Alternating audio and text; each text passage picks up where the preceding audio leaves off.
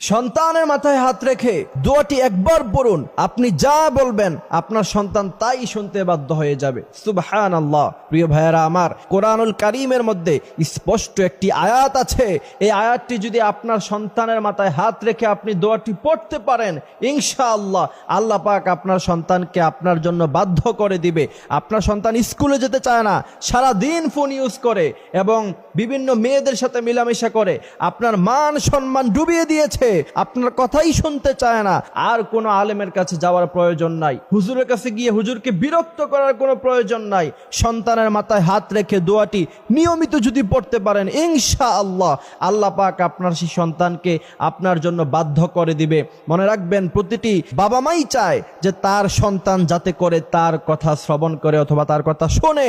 এই জন্য প্রিয় ভাইয়েরা, অবশ্যই প্রত্যেক বাবা মার 3টি শর্ত পূরণ করা লাগবে তার ছেলে সন্তান